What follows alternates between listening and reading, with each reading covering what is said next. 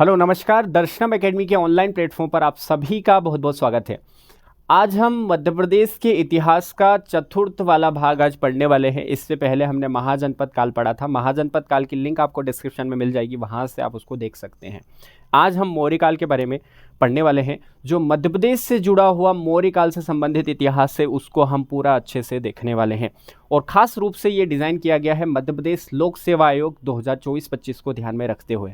ठीक है, तो अगला हम देखते हैं। इसमें बिंदु की बात करें हम तो पहली बात तो ये आपको सबको पता चल गया 24-25 को ध्यान में रखते हो। और अगर आप चाहते हैं इसकी PDF आपको मिले तो इसके लिए आप हमारा टेलीग्राम चैनल है MPPSC प्री दर्शनम, इसकी भी आपको लिंक मिल जाएगी डिस्क्रिप्शन में, वहाँ से आप जुड़ सकते हैं। चाहे तो आप सर्च करेंगे टेलीग्राम पर MPPSC प्री दर्शनम तो आपको मिल जाएगा चैनल हमारा।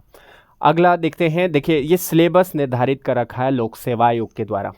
ठीक है, आप देखोगे मध्य प्रदेश के इतिहास की जो घटनाएं हैं, पहले क्या होता था, ये यूनिट फर्स्ट में आता था मध्य प्रदेश का इतिहास संस्कृति साहित्य। अब जो है ये यूनिट सेकंड में आता है। हम पूरा पढ़ने वाले हैं, पूरा अच्छे से आपको यूट्यूब पर बिल्कुल फ्री मिलने वाला है ना। इससे आपका कोई चार्जेस नहीं लिया जाएगा। ठीक, जो घटनाएं हैं, राजवंश है, योगदान वगैरह जो आंदोलन में, ये सब कुछ सेम है। बस एक बिंदु का बदलाव हुआ है, अलग से ऐड किया गया है। वो बिंदु है, हालांकि हम इसके बारे में पहले भी पढ़ते, अब अलग से पढ़ने वाले हैं मध्य प्रदेश के विश्व धरोहर स्थल यूनेस्को के बारे में। जो मध्य प्रदेश में शामिल यूनेस्को विश्व धरोहर सूची में, उन शहरों के बारे में, उन धरोहरों के बारे में हम पढ़ने वाले हैं। तो ये हम अलग से पढ़ने वाले हैं यूनेस्को विश्व धरोहर सूची के बारे में। देखिए मैं हर बार बताता हूँ, हर लेक्चर में बताता हूँ कि आपको हर दिन MCQ प्रैक्टिस करना है, पुराने क्वेश्चन आपको लगाना है खूब सारे, है ना। ये आपके लिए वरदान साबित होंगे MPPSC प्री के लिए। कोई भी एग्ज़ाम दे रहे हो, आप जितने क्वेश्चन लगाओगे उतना आपको फ़ायदा होगा। ठीक है, पढ़ने से ज़्यादा ज़रूरी है आपके क्वेश्चन लगाना। अगर आपको क्वेश्चन नहीं लगा रहे हो तो पता नहीं चल पाता कि किस प्रकार के प्रश्न आते हैं। बार बार आपको अभ्यास करना, जो नोट्स आप पढ़ रहे हो, जो पुस्तक आप पढ़ रहे हो, जो वीडियो आप देख रहे हो, उसको बार बार देखना। ऐसा नहीं करना अलग अलग वीडियो से कवर कर रहे हो आप, अलग अलग। जैसे मान लो मौर्य काल पढ़ रहे हो तो आप अलग अलग टीचरों से पढ़कर उसको कवर कर रहे हो, तो इससे आपका क्या होगा, लॉस होगा। तो कोशिश कीजिएगा कोई एक रेफरेंस बुक हो और कोई टीचर को आप फॉलो कर रहे हो तो आप उससे पढ़ें। स्वयं के नोट्स आपको ज़रूर से बनाने हैं, चाहे शॉर्ट नोट्स हो सकते हैं, आपके सिनॉप्सिस हो सकते हैं।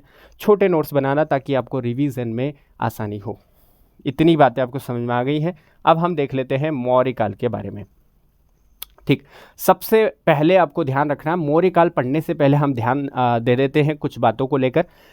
हमने तीसरे भाग में देखा था कि अवंती महाजनपद का जो अंतिम शासक रहता है नंदीवर्धन की हत्या कर दी जाती है उसी के सेनापति शिशुनाग के द्वारा।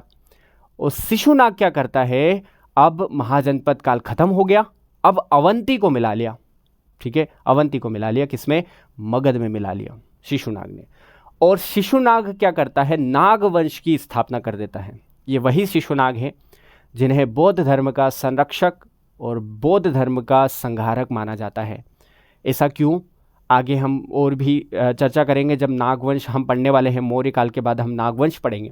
आप देखोगे शिशुनाग ने क्या किया था, शिशुनाग ने 1000 बौद्ध भिक्षुओं का सिर कटवाकर सरयू में फेंकवा दिया था।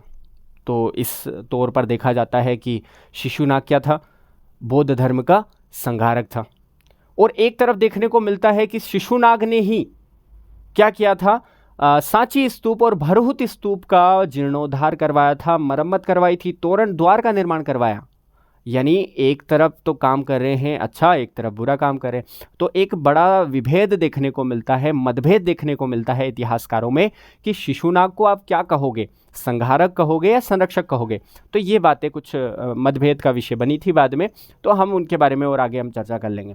ठीक, फिर नागवंश का, शिशुनाग तो रहता नागवंश का संस्थापक, नागवंश का अंतिम शासक रहता है महानंदिन। देखिए क्या होता है,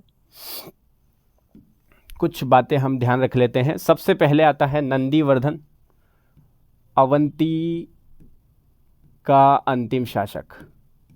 अवंती महाजनपद रहती है, का अंतिम शासक रहता है नंदीवर्धन। नंदीवर्धन की हत्या कौन कर देता है? नंदीवर्धन की हत्या कर दी शिशुनाग ने। शिशुनाग ने। शिशुनाग ने नागवंश की स्थापना कर दी और अवंती को किसमें मिला लिया? मगध में। ठीक है, ये नागवंश का संस्थापक हो गया शिशुनाग। ठीक, शिशुनाग। अब क्या होता है, नागवंश का अंतिम शासक रहता है महानंदीन। महानंदीन ये रहता है नागवंश का अंतिम शासक। अंतिम शासक नागवंश का अंतिम शासक रहता है महानंदीन। इस महानंदीन की हत्या कौन कर देता है? महापद्मानंद। हत्या कर दी इसकी भी। किसने? महापद्मानंद ने। क्लियर है? महापद्मानंद की हत्या कर दी। या अब महापद्मानंद की भी हत्या होगी, है ना। ये नंद वंश का संस्थापक रहता है, ध्यान रखिएगा, नंद वंश का संस्थापक। अब हम कुछ बैकग्राउंड तैयार कर रहे हैं ताकि हम शुरुआत कर पाए मौर्य वंश की। ठीक, अब क्या होता है, महापद्मानंद के बाद नंद वंश का अंतिम शासक, अंतिम शासक, नंद वंश का अंतिम शासक कौन रहता है? घनानंद। ये जनता को बहुत परेशान करता है, दुर्व्यचार करता है, दुर्व्यापार करता है, महिलाओं को परेशान करता है। तो घनानंद की हत्या करने का प्रण ले लेते हैं कौन? चाणक्य, कि जब तक तेरी हत्या नहीं करेंगे, जब तक तुझे पद च्युत नहीं कर देते हैं, तब तक अपनी चोटी को नहीं बांधूंगा। क्योंकि क्या कहा जाता है, चाणक्य को ब्राह्मण कहा जाता है, ब्राह्मण थे वो, और उन्होंने अपनी चोटी ना बांधने का प्रण लिया था। उसके बाद फिर क्या करते हैं, घनानंद की हत्या कर दी जाती है। किसके द्वारा? चंद्रगुप्त मौर्य के द्वारा। किसकी मदद से? चंद्रगुप्त मौर्य के द्वारा। चाणक्य की मदद से मौर्य वंश की स्थापना करते हैं कौन? चंद्रगुप्त मौर्य करते हैं, और यहाँ से शुरू हो जाता है मौर्य डायनेस्टी। अच्छा, इनके बारे में, ये जो नंद वंश के बारे में आप भारत के इतिहास में खूब अच्छे से पढ़ने वाले हो। यहाँ हमने कुछ मोटी बातें देख ली, ये बातें आप चाहो तो याद रख सकते हैं। ठीक है, चलिए हम आगे बढ़ जाते हैं। देख लेते हैं कि संस्थापक कौन हो गए? चंद्रगुप्त मौर्य। चाणक्य की मदद से मौर्य वंश की स्थापना कर देते हैं चंद्रगुप्त मौर्य। ठीक है, घनानंद की हत्या कर दी। अब देखिएगा कि चंद्रगुप्त मौर्य के बाद, क्योंकि चंद्रगुप्त मौर्य के साक्ष्य या प्रमाण मध्य प्रदेश से देखने को नहीं मिलते, इसलिए हम मध्य प्रदेश के इतिहास में चंद्रगुप्त मौर्य के बारे में बहुत कुछ नहीं पढ़ने वाले। उनके पुत्र कौन हुए? बिंदुसार। ठीक है, बिंदुसार, ऐसा माना जाता है कि बिंदुसार ने ना बहुविवाह किए थे। बहुविवाह मतलब होता है एक से ज़्यादा विवाह किए थे, कुछ ज़्यादा विवाह किए थे। और इनकी पत्नियां भी, जब बहुविवाह किए तो खूब सारी पत्नियां थी, तो उनसे ना इन्हें 100 पुत्र की प्राप्ति हुई थी। इनके 100 पुत्र थे। 100 पुत्रों में से एक पुत्र अशोक भी थे। एक पुत्र कौन थे? अशोक भी थे। और ऐसा माना जाता है कि अशोक ने अपने 99 भाइयों की हत्या कर दी थी और राजा बने थे अशोक। पिता की मृत्यु के बाद मगध का शासन संभाला था। ठीक है, तो ये कुछ जानकारियां हमें देखने को मिलती है, बौद्ध ग्रंथों में देखने को मिलती है जानकारियां। इसके बाद अशोक का हृदय परिवर्तन होता है और पूरी जनता को अपना संतान मान लेते हैं। किसी जीव की हत्या करने की बात करते हैं कि किसी भी जीव की हत्या नहीं करना है। धम्म घोष का आपने नाम सुना होगा। धम्म घोष में बताते हैं कि सभी गुरुओं का आदर करना है, किसी जीव को नहीं मारना है, किसी जीव की हत्या नहीं करना है। पूरी जनता को, पूरी प्रजा को अपनी संतान माना उन्होंने। तो ये कुछ धम्म घोष, उनका हृदय परिवर्तन होता है कलिंग युद्ध के बाद। वो कुछ जानकारियां हमें देखने को मिलती हैं, उनके बारे में भी हम भारत के इतिहास में पढ़ेंगे। बिंदुसार, देखो बिंदुसार के बाद पुत्र अशोक आते हैं, और अशोक राजा बनने से पहले बौद्ध ग्रंथों में ऐसी जानकारी मिलती है, दीपवंश बौद्ध ग्रंथ है दीपवंश, उसमें जानकारी मिलती है कि शासक बनने से पहले अशोक जो है 11 वर्षों तक अवंती का राज्यपाल था, प्रांतपति था, है ना। राजा बनने से पहले राज्यपाल हुआ करते थे अशोक। ठीक है, तो ये कुछ बातें आपको ध्यान देनी है। हम आगे बढ़ते हैं और देखिएगा चंद्रगुप्त मौर्य के समय मौर्य वंश देखो नींव रखी, बड़ी बात होती है ना। इतना साम्राज्य का विस्तार था, साम्राज्य विस्तार और बढ़ गया, अफगानिस्तान तक पहुंच गया, है ना, म्यांमार तक पहुंच गया, इधर श्रीलंका का कुछ क्षेत्र हो गया, पाकिस्तान वाला क्षेत्र हो गया, ठीक है, बहुत बहुत बड़ा क्षेत्र हो गया था मौर्य वंश। इस समय देखिएगा मौर्य का पूरा श्रीलंका वगैरह का हो गया, इधर बांग्लादेश का हो गया, म्यांमार हो गया, पूरा क्षेत्र हो गया, तिब्बत वाला पूरा क्षेत्र, कुछ चाइना का हिस्सा हो गया। ये इस तरह का मौर्य वंश हुआ करता था अशोक के समय, ये आप मानचित्र में समझ सकते हैं। महान सम्राट अशोक की गाथा, ठीक है, आप सभी ने सुनी होगी, गाथा नहीं सुनेंगे हम कुछ महत्वपूर्ण बातों पर चर्चा करेंगे। ठीक, पिता की मृत्यु के बाद मगध का शासक किसके हाथों में आ जाता है? सम्राट अशोक के हाथों में आ जाता है। अपने भाइयों की हत्या करने के बाद राजा बनते हैं। अब इनके बारे में जानकारी देखने को मिलती है, कुछ सिंहली परंपराएं हैं उनमें जानकारी मिलती है अपने भाइयों की हत्या करने के बाद राजा बने। और उन्हीं में जानकारी ऐसी भी मिलती है कि उज्जैन से जब विदिशा जा रहे थे तो शक वंश के व्यापारी की पुत्री, ध्यान दीजिएगा, जिनका नाम पूछा जाता है वेदिश महादेवी, कुमार देवी या श्रीदेवी, ये 3 नाम देखने को मिलते हैं। कोई भी नाम अगर आपसे परीक्षा में पूछा जाता है तो आपको टिक करना है, ये सब एक ही औरत के या एक ही महिला के नाम हैं। जो किनके हैं तो आपको याद रखना, अशोक की पत्नी, है ना।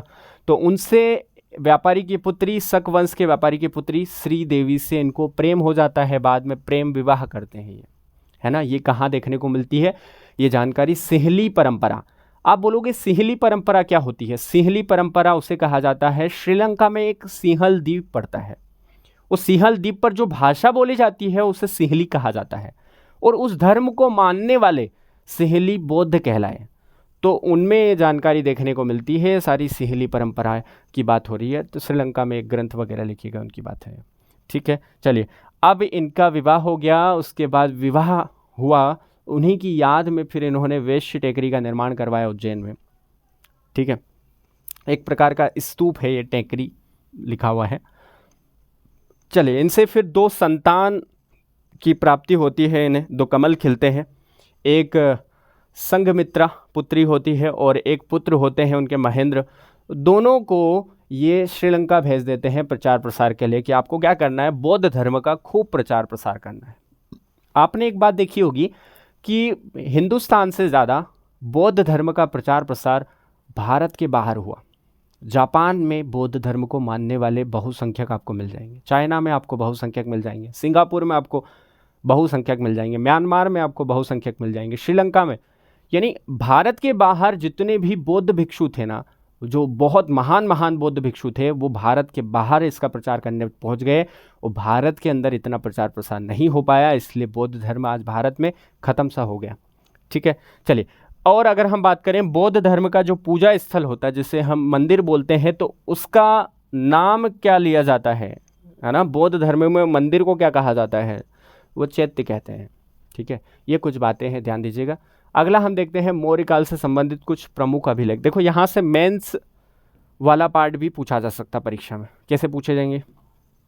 मुख्य परीक्षा में आपसे पूछा जा सकता मध्य प्रदेश से प्राप्त मौर्यकालीन प्रमुख अभिलेखों की चर्चा करो, या सम्राट अशोक के द्वारा जो अभिलेख का निर्माण करवाया गया उनकी बातें आप बताइए। वहाँ पे आपको छोटा छोटा करके कुछ लिख देना है ये बातें कि देखो, जो गुर्जरा अभिलेख है, रूपनाथ अभिलेख है, ठीक है, इसके बाद काली तलाई है, ठीक, सारो मारो है, इनके बारे में 2-2, 3-3 बातें आप लिखोगे, इससे आपका क्या हो जाएगा, मेंस की रूपरेखा भी यहाँ से बन जाएगी। तो यहाँ पे ये वाला जो पार्ट है आपको मुख्य परीक्षा में भी काम आने वाला है, यानी आप ये समझ सकते हो प्रारंभिक परीक्षा में तो काम आएगा ही आएगा आपको, प्रारंभिक के साथ आपको मुख्य परीक्षा में भी ये काम आने वाला है। ये 2 अभिलेख हैं, एक तो गुर्जरा अभिलेख है, एक रूपनाथ, इनके बारे में डिटेल से पूछा जाता है, बहुत गहराई से पूछा जाता है, ठीक है। चलिए आगे बढ़ जाते हैं, देखते हैं हम अगला इसमें क्या है। पहली बात तो इसकी भाषा याद रखना और एक लिपि याद रखना। भाषा थी इसकी प्राकृत और लिपि थी इसकी ब्राह्मी, ठीक है। देखिएगा, सबसे पहले क्या हुआ था, सबसे पहले हमारी भाषाओं की आदि जननी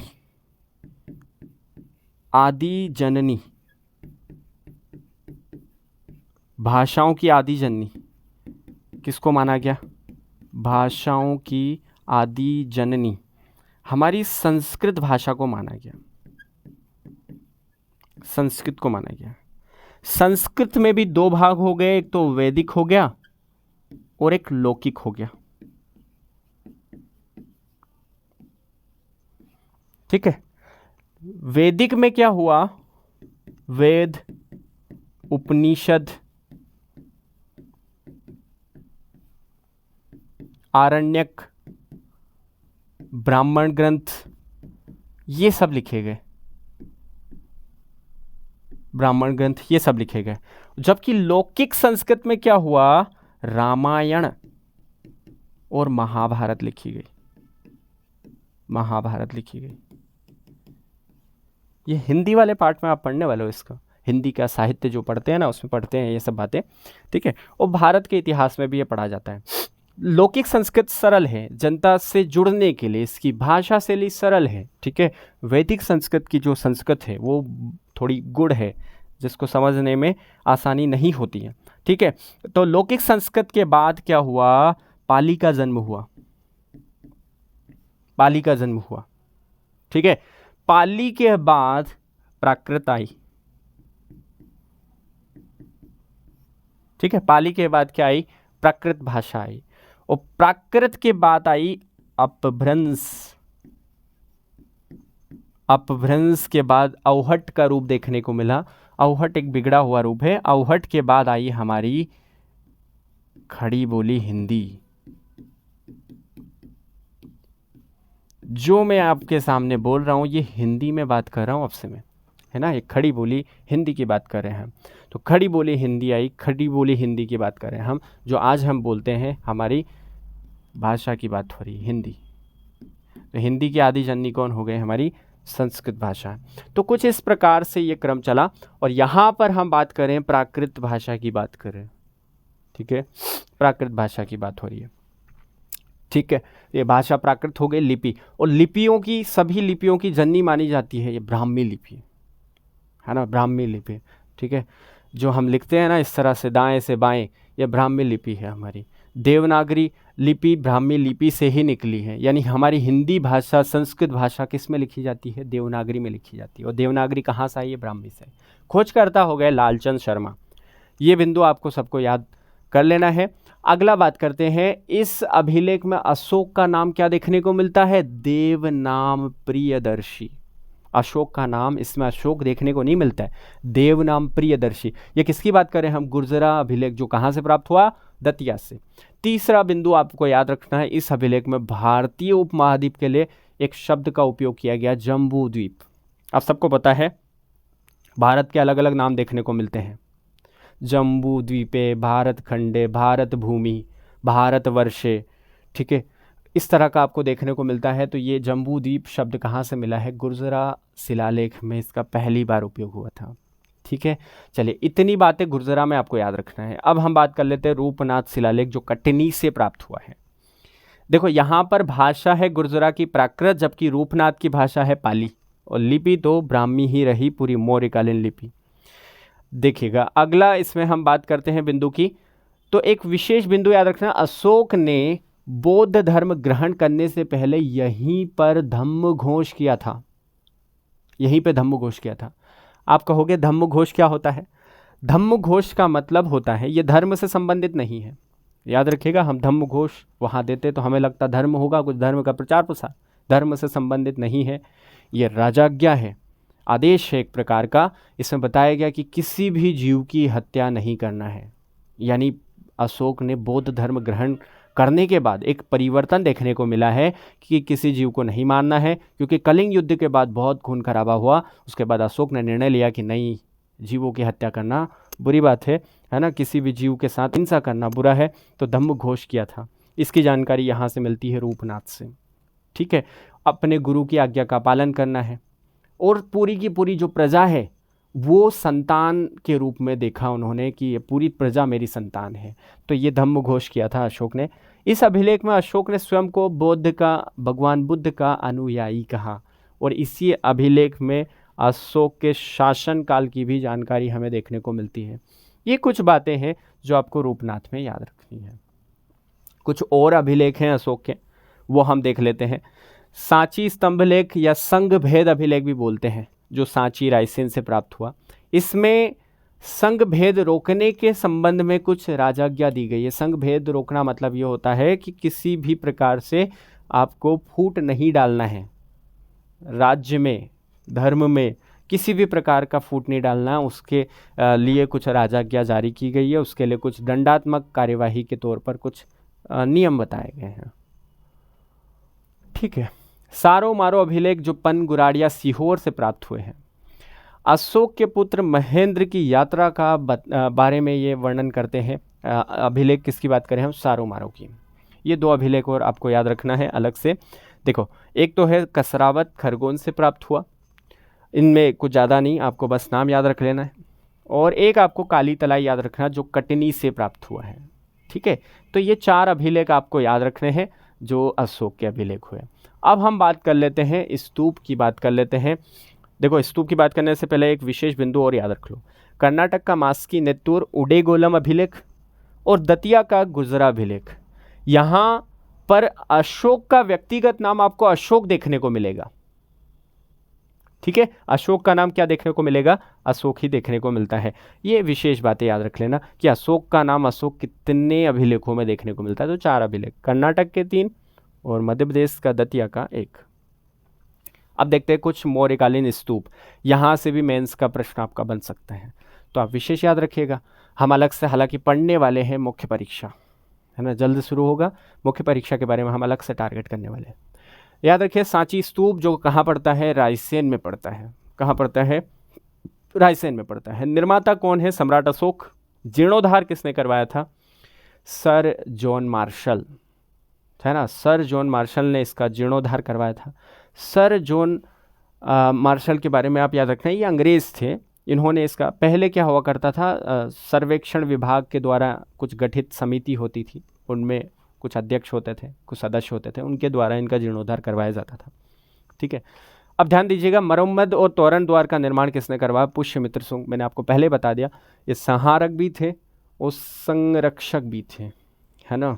तो पुष्यमित्र सुंग के बारे में आप याद रखिएगा, मरम्मत करवाई। और हाँ, मरम्मत तोरण द्वार के बारे में और कहा जाता है कि जो भोपाल की बेगम है, कुदशिया बेगम, उन्होंने भी इसकी मरम्मत करवाई थी सांची स्तूप की। खोजकर्ता कौन है? जनरल टेलर, 1818 में खोजा। ये सन याद रखिएगा, जरूरी है, महत्वपूर्ण है। सन आपको एक तो खोज का याद रखना है, एक यूनेस्को में कब शामिल हुआ वो याद रखना है, 1989। ठीक है, अगला याद रखिएगा कुछ विशेष बिंदु कि स्तूप होता क्या है। जब मृत्यु के बाद अस्थि या कोई अवशेष रखने के जो जगह होती है उसे स्तूप कहा जाता है। ईंटों से निर्मित यहाँ 3 स्तूप बने हुए हैं। एक जो बड़ा स्तूप है महास्तूप, जिसमें भगवान बुद्ध के अवशेष रखे गए हैं। एक लघु स्तूप है जहाँ सारीपुत्र और महामोगलायन के दांत अवशेष रखे गए हैं। ठीक है, ये दोनों कौन थे? ये भगवान बुद्ध के शिष्य माने गए हैं, नज़दीकी शिष्य माने गए हैं। और एक लघु स्तूप में अशोक के समय जो धर्म की जानकारी मिलती है, धर्म के साक्ष्य देखने को मिलती है। ठीक है, और बात कर लेते हैं, सांची स्तूप को मध्य प्रदेश का सबसे बड़ा स्तूप माना जाता है, सबसे बड़ा स्तूप है। पहला, यहाँ पर जो सबसे ऊपरी हिस्सा होता है ना सांची का, जिसको छत्र बोलते हैं या इसी को सबसे पवित्र चिन्ह बोल सकते हो आप, सबसे पवित्र माना जाता है ये प्रतीक। ठीक है, शुद्धता का, पवित्रता का प्रतीक माना जाता, धार्मिक चिन्ह का प्रतीक माना जाता है छत्र। उसके बाद होता है हर्मिका, अस्थि रक्षा के लिए हर्मिका बना होता है। इस सबसे ज़्यादा सुरक्षा की ज़रूरत इसे लगती है, हर्मिका को लगती है। ठीक है, अंड होता है यह, एक गुंबद होती है ये अर्धचंद्राकार, है ना, जो सुरक्षा के लिए बाहर की ओर होती है। ठीक है, एक तोरण द्वार होता है जो सबसे सुंदर माना जाता है, यानी स्तूप का सबसे सुंदर हिस्सा तोरण द्वार, ये द्वार जैसा आपको दिखाई दे रहा है, तोरण द्वार सबसे सुंदर होता है। इसी की मरम्मत करवाई थी पुष्यमित्र सुंग और कुदशिया बेगम ने। 4 द्वार होते हैं, एक सामने की साइड होता है, एक पीछे की साइड होता है और एक इधर साइड होता है, दाएं बाएं साइड, है ना, यानी चारों साइड होता है ये।